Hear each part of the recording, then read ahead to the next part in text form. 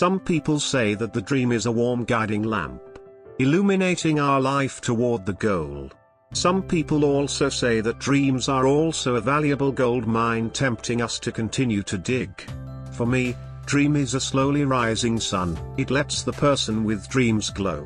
Life has become more exciting, more splendid.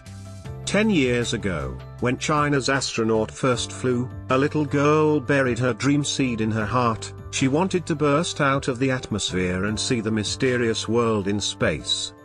10 years later, relying on unremitting efforts, the little girl finally became the first female astronaut in China. John Goddard, a famous American explorer, was a 15-year-old kid who had never seen anything in the suburbs of Los Angeles.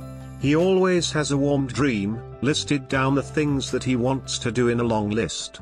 On the list are listed, explore the Nile, the Amazon and the Congo River, mount the Everest, Kilimanjaro Mountain Matterhorn, and harness elephants, camels, ostriches, and wild horses. Each item is numbered and has 127 goals.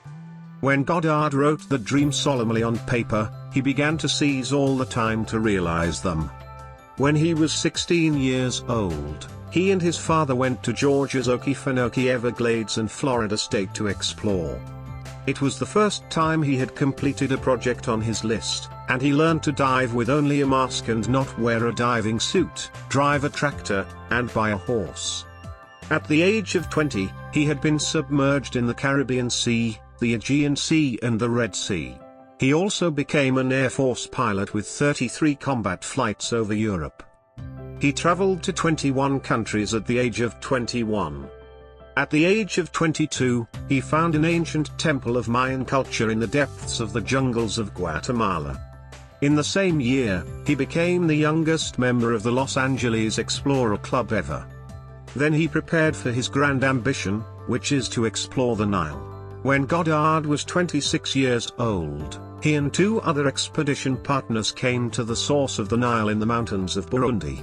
Following the Nile expedition, Goddard began a succession of speeding up his goals. In 1954 he took the whole Colorado by bamboo. He explored the 2,700-mile-long Congolese River in 1956, and he lived in the wilderness of South America and in New Guinea with those who eat their lives and cut the enemy's heads as trophies.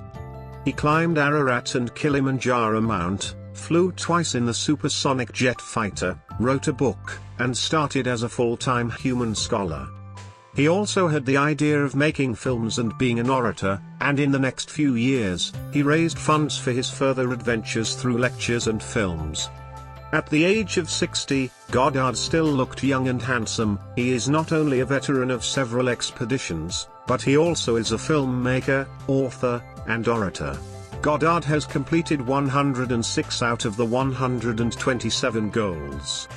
In his journey to achieve his goals, Goddard had 18 dead-life experiences. These experiences taught me to cherish life 100-fold, and I want to try everything I can do, he said. A man without a dream, his life must be bleak, yellow, without luster. A man without a dream, his life is like a ship without a goal, bumpy winnow, no direction. A man who has no dream, his life is like a cloud obscured by the sun, without light, can't give people warmth. Life can be long and also short. Around us, some people work hard all day for their dream, although bitter but happy. Some people are wasting time, looks nice on the outside, but the inside is empty. Dream throughout our life, as big and small, although seemingly distant, but it is because of these dreams, we have the vitality to have the fighting spirit, and will be more understanding of hard work. Our life will become more exciting.